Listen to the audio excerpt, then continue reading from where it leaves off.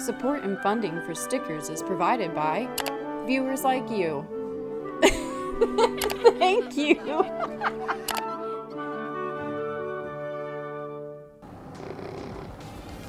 Now that I have coffee, I can tell you where we're going. We're going to the town book sale where I can only get 5 books. Now, when you see it, you're gonna understand why 5 books is really hard, because usually I'm walking out of there with a huge box, just full, stuffed, chock full of books. We have Ollie. The reason is because paperbacks are $1, hardcovers are $2, and everything else is like $1 to 50 cents. And it is so hard to walk out of there and say no to a bunch of items. So I have $20 in cash. I probably will not need that. I'm gonna limit myself and Kay's coming with me and she's limiting herself to 5 books as well, which is very hard for both of us. I want to try to get some DVDs. I might limit myself to 3, although I really don't want to limit myself on that because when the internet goes out or the power goes out and our generator's on, DVDs really do save us. And sometimes, actually a lot of times now, the things I want to watch are not hosted on any network or any subscription. So it's nice to have them in physical media. So let's drink this coffee and then we'll go to the town book sale and see what we can find. See what we can find for only 5 books. God, I'm tired. Okay.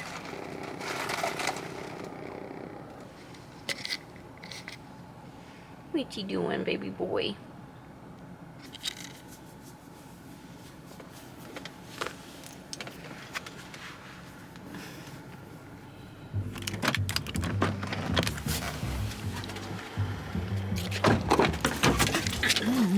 No.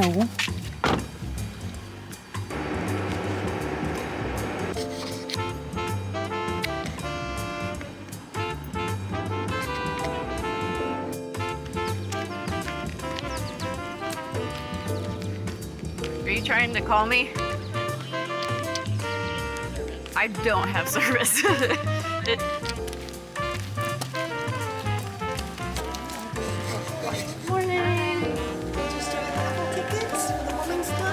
A little breezy today. Yeah. Good morning. Let me just check with Karen. Okay.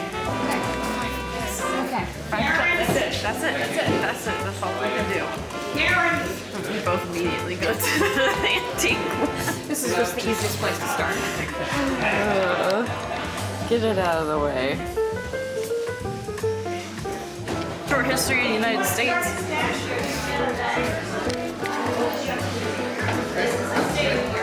When a man's a man. Wow.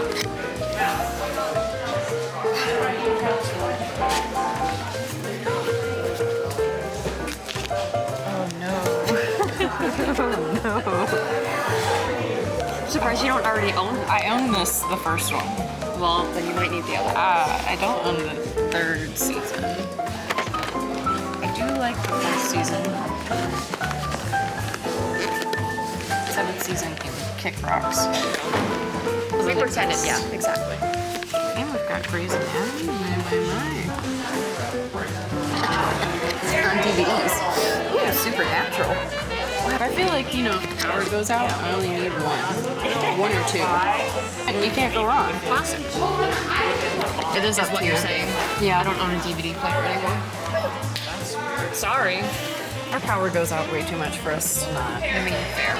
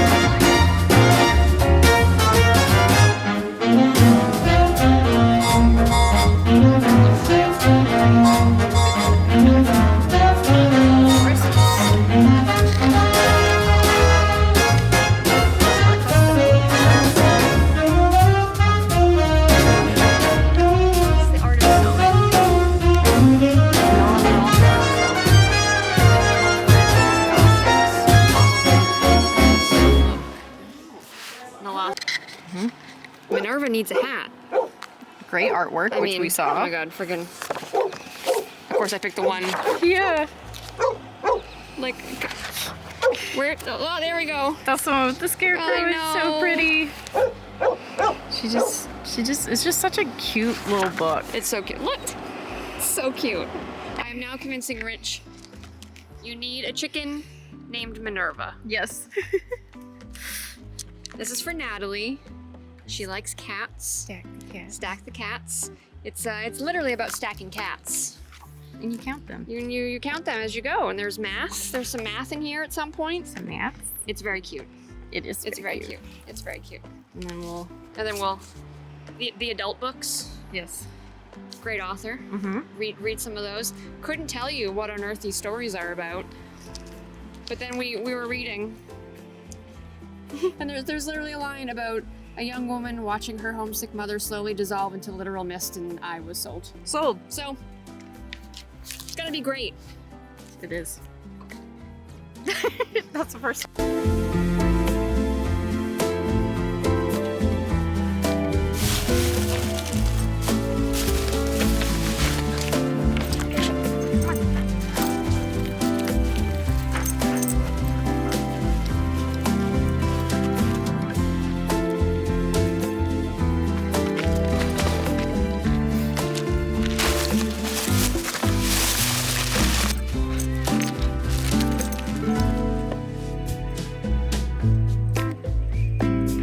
Good boy.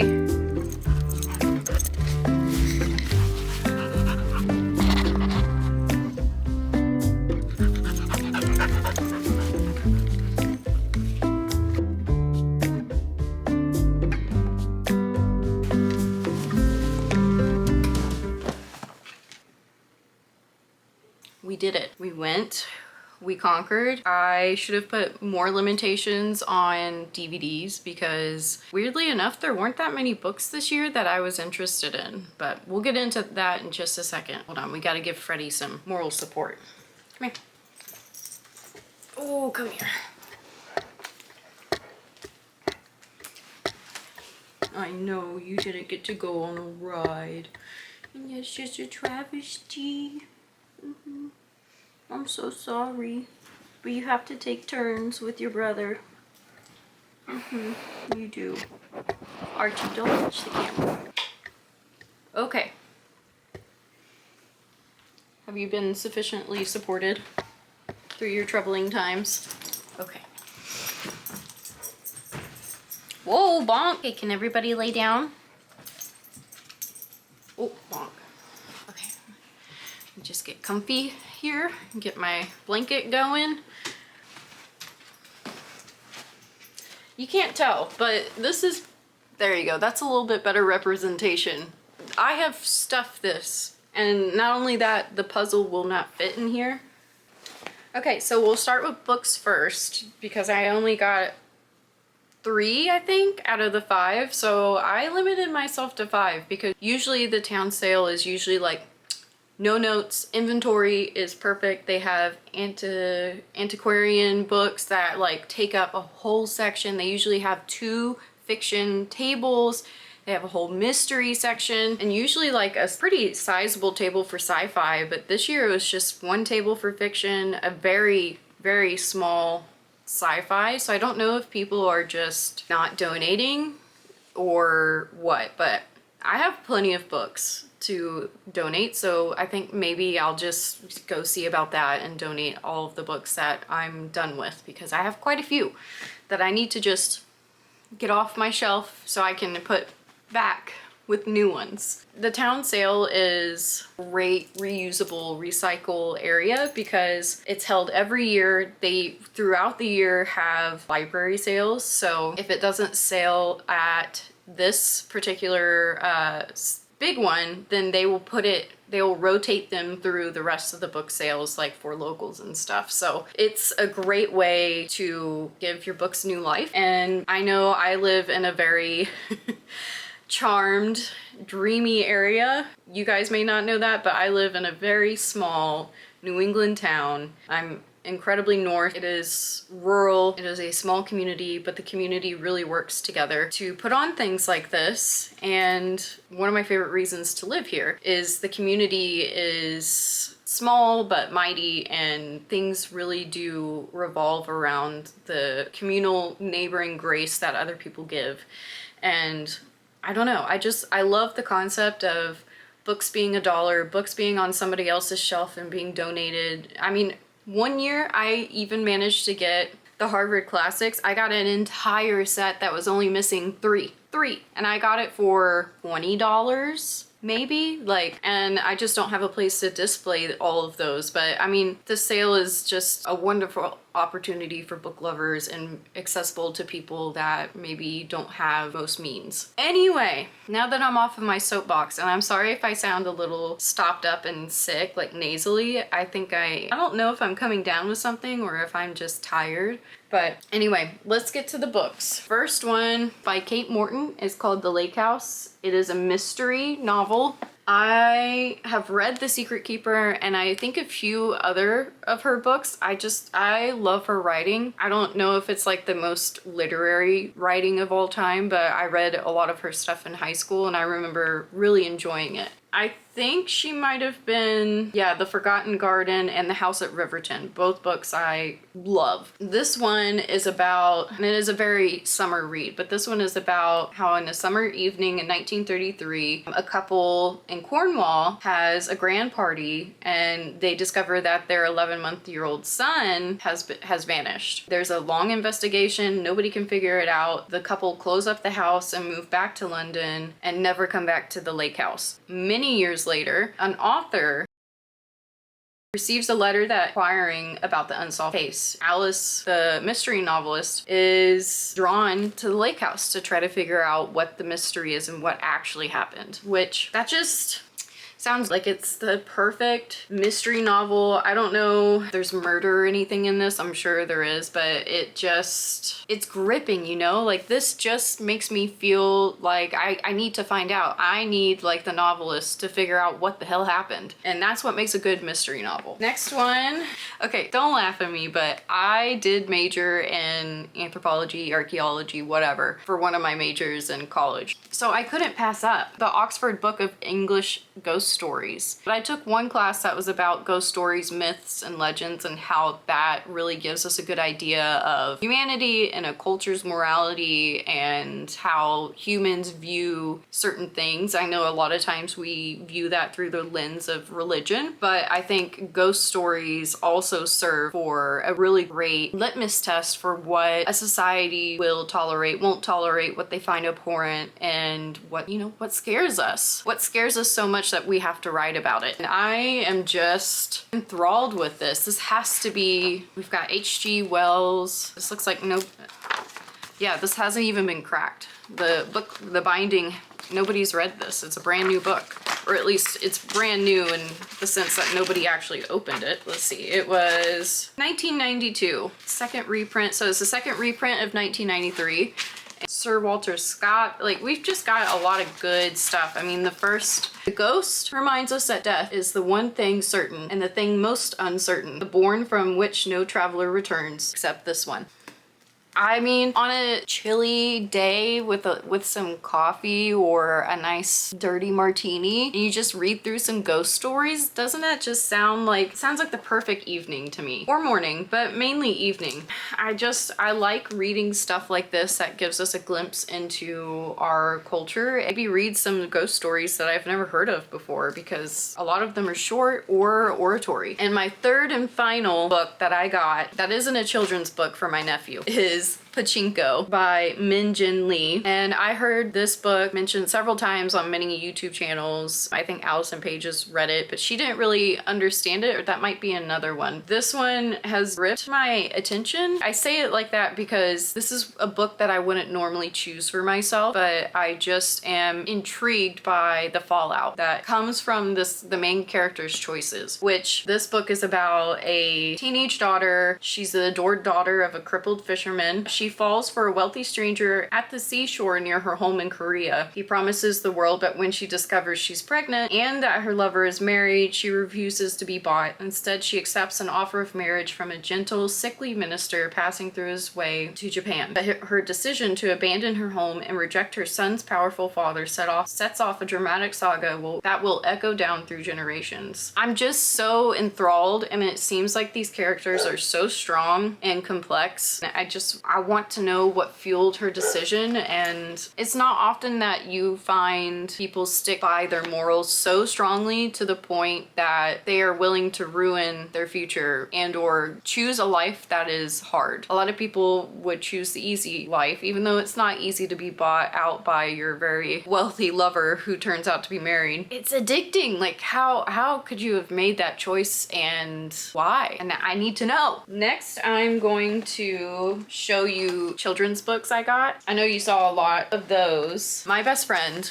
has a son. His name's Logan, and I absolutely love children's books, and they had such a great impact on me as a child. Clearly, I love reading. My parents read to me every single night. They read several books, and I just want to be able to pass down some of that to somebody's child. I found some really good shape and just like beautiful drawing. Can I talk? I found some beautifully drawn children's books. The first one is The Berenstain Bears in the Messy Room.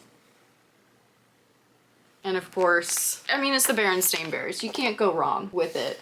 It's got a tree house, it's got bears, it's got Mama Bear and Papa Bear. It's just the perfect bucolic book. I mean, come on, look at this.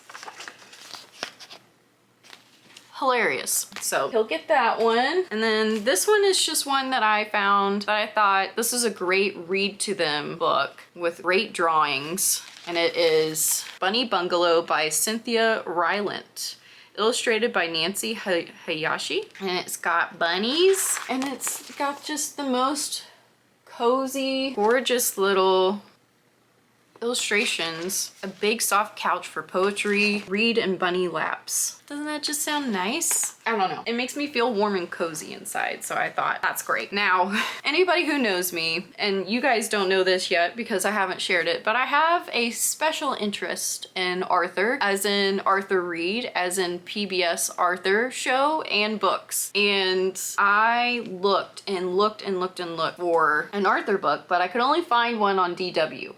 While that is disappointing, I might have to go look for other ones. I like to find them in organic places, you know? There's something about Arthur. I grew up without cable. We got like 4 channels, maybe 8. Let's say 8 because let's be reasonable, because we got ABC, CBS, PBS, NBC, like we got all of those type of outlets. And then I think maybe we got, I don't know, everybody gets C-SPAN and stuff like that. But anyway, so as a kid, I only got to watch what was on PBS and or anything I got on DVD. Well, actually it was VHS.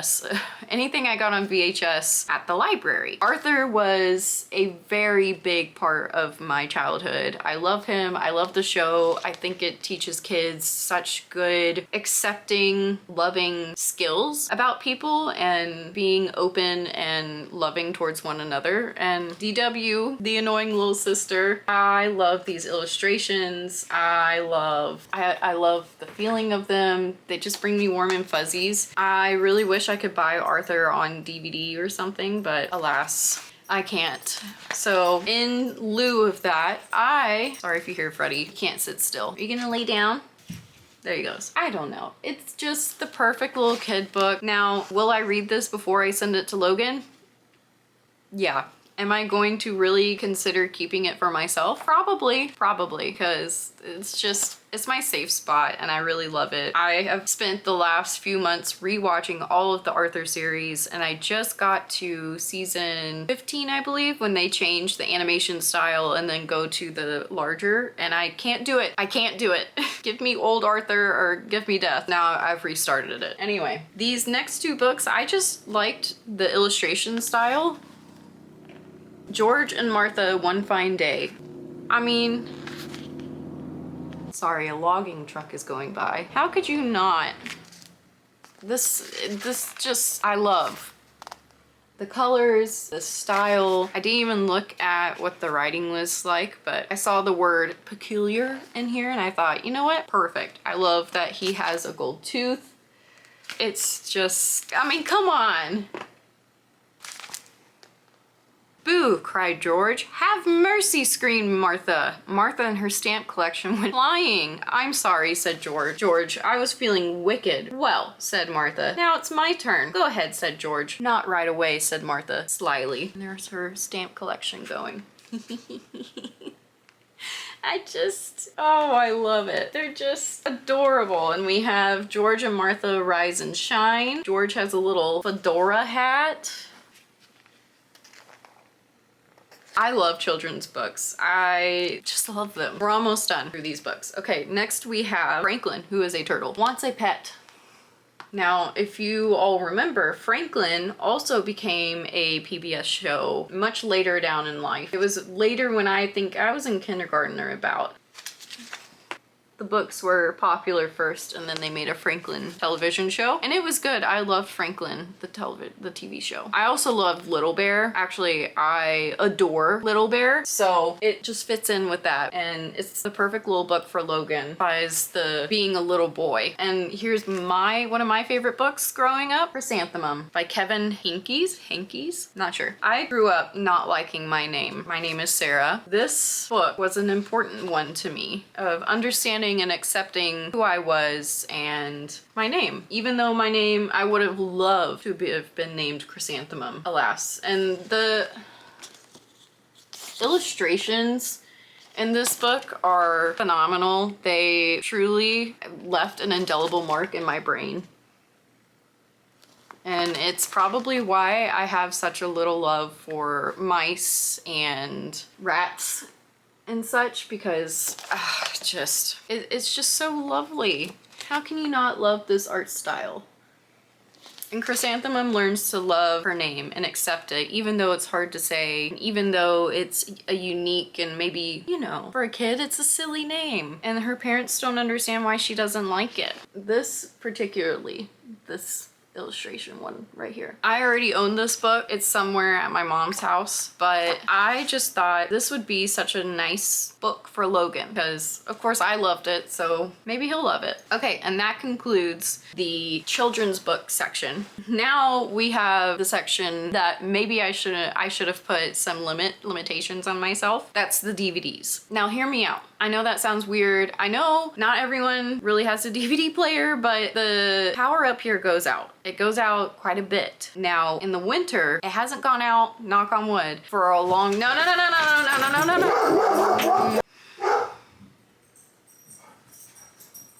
All I did was knock on wood. We have not had a big winter storm that took out our power, that has taken out our power in a long time, but there still remains the possibility that that could happen, and it does happen a lot in summer too. Lines somehow catch on fire, it seems, quite a lot up here. We just tend to DVDs around because we have a generator. That means we can run the DVD player and have some form of entertainment. Without further delay, we will start with the regular DVDs. Yes. These are movies.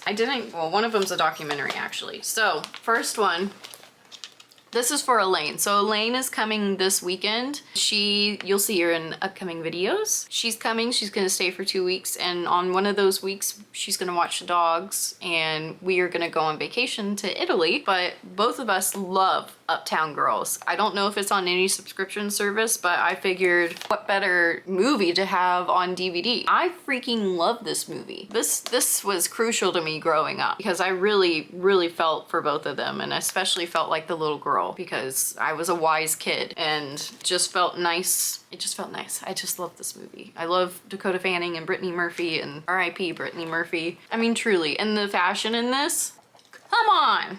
So we have Uptown Girls. We have Matilda. And I also noticed that Matilda kind of hops around on certain platforms. It doesn't necessarily, oh look, this was at our library. I've probably checked it out. I just noticed that this really isn't hosted on anything, and I enjoy watching this when it's, you know, back to school season and fall is beginning. It's just the perfect little book. It is a book, but it's a perfect little movie. I also related a lot to Matilda as a child, especially as a child that read a lot. Felt like I wasn't really paid attention to all that much besides my mother. My mother paid attention to me, but you know what I mean. Like, I was around a lot of adults. I didn't really have any siblings. Really, I didn't have any siblings. And it really did make you feel a little lonely at times. And you didn't feel lonely when you were reading a book. And I really empathize with Matilda. It's a classic. You can't, I love this movie. Great movie to have on DVD. Okay, now the next one, hear me out.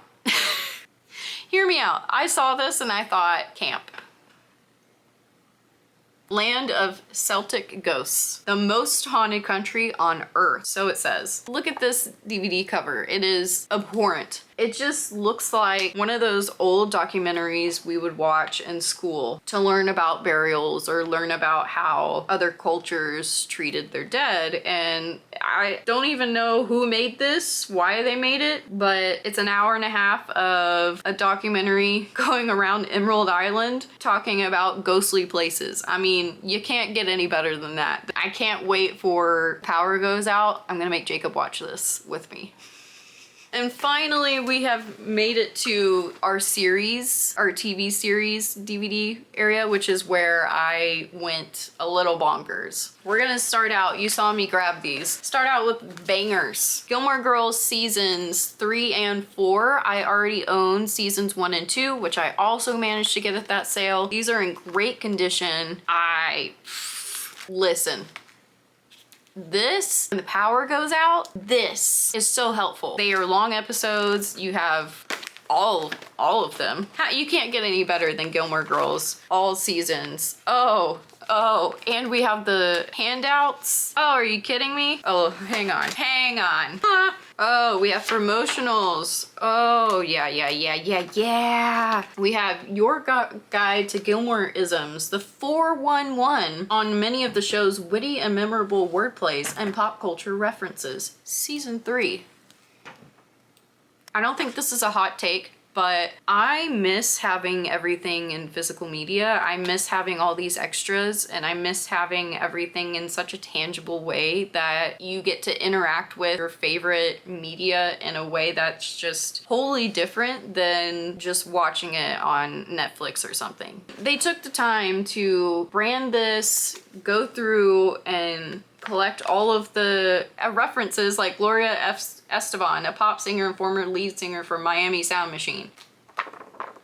Things you just don't get. Oh, and the complete 6th season. I guess this got mixed up. Listen, in my household, we do not go past season 4 of Gilmore Girls. We have watched all of Gilmore Girls. We have seen everything, but we do not go past season 4. It's just not written into our religion. Put those back, tuck it all right back in there. How can you not love this? Absolutely filthy. I love it. And then we got Grays. They had the 2nd season too, but this Jacob doesn't like the Katherine Heigl character, which fair, very fair. She is annoying. This is just good to have. The power goes out. Season 1 is creme de la creme of everything that Grey's is. Season 2, also creme de la creme, but I mean, I only need so many DVDs, right? Sort of. I maybe should have gotten the 2nd one, but the 1st season is in a small DVD. The other one was in a huge one. Oh, this has the locks on it. Yeah, there's only 2 discs. Oh, hey, look, it used to be at the library, but I guess people don't, maybe they got new ones. Sometimes they replace if it's been a little beaten around. Okay, and last but certainly not least, we have Supernatural seasons 1 and 2. Now, they had seasons 1 through 5, I believe, or 1 through 4, and then season 7. Again, these are just classics, and you don't have to get into the major plot line, the overarching one that happens in Supernatural in the first couple of seasons. You just get your episodic mystery, scary, creepy ghost thing, figure it out and defeat it, and then move on. So, and that's what I like about the first few seasons, and this is perfect. Especially because I can't remember if Supernatural is on a subscription base that we have. I can't remember. I do like having them in physical media because I just feel like Jacob and I find ourselves unsubscribing from a lot of things just because we can't watch all of it, so there's no reason. And then, Mom, if you're watching this, I don't know, go like a minute ahead because this is a Christmas gift for you. My mom got into, are you looking away? Mom, go a minute ahead, okay? I'm so serious. Do not ruin your own gift. You're so cute. So she took a class up here learning how to felt things, which is where you take a needle and you take felt, or not felt, wool, and you stick it a bunch of times. You just stab it a lot, and then eventually you get a little guy out of it. It seemed like she really enjoyed it. I thought this would be a great Christmas gift for her. I think what I'll do is maybe get her a set and maybe some tools and wool and all of that, and so she can actually make something out of this book. It gives you step-by-step directions, how to roll it, how to do everything. It's just the perfect, you can make an ollie. The Border Collie. It's just a perfect book for somebody who loves crafts, arts and crafts. And my mom is Martha Stewart, essentially, so she can do just about anything that when it comes to creative crafts projects. And we have one more thing. Okay, Mom, you can look now. We have one more thing, and it's for Elaine and Haley, both of whom are coming up to visit me in the coming weeks. Both of them have cats, love cats. I figure what better way to spend your time in rural New England than with a puzzle? And not only just a puzzle, a cat puzzle. Look at that one. He's like hanging in the little pants. And it looks like a quilt. It's just the cutest little thing I have ever seen. Look at the cats at the bottom.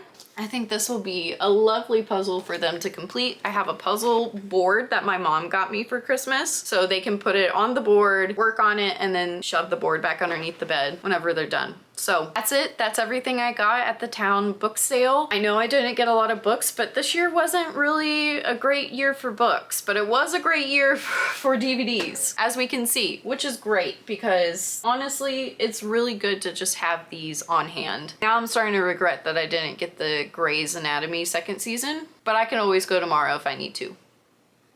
I hope you enjoyed this. I hope you enjoyed going with me to our town book sale. Oh, next week we are going to be packing for Italy. So stop on by. I'm gonna see how we can pack in a carry-on and only a carry-on. I will have a personal bag, but we're going to Italy for about 10 to 12 days. I can't remember. It's gonna be hot. We're going to 3 cities. We're going to Florence. We're going to a small place outside of Siena, and then somewhere, I'm sure we'll go to Rome for a little bit as well. We'll see how I can pack all of that in one carry-on and one personal item while also having diabetes. Now, I will say I am experienced in this. We did go to Italy for 3 months. We've gone to Italy far too many times. We are the annoying couple that goes to Italy and then literally goes nowhere else. I don't know, we just managed to hit a home run on our honeymoon, and ever since then we've decided every time it comes to planning a vacation, we literally cannot get ourselves to choose other places. We're working on it. It's just that when it comes to planning, we know the area, we know what we're getting into, and it's just easy, and we know we're gonna love it. So next week we'll be packing for Italy. Come with me. If you have any suggestions, let me know. That's all I have for you today. Thanks for being here. Thanks for caring. Thanks for being you. See you in the next one. Bye.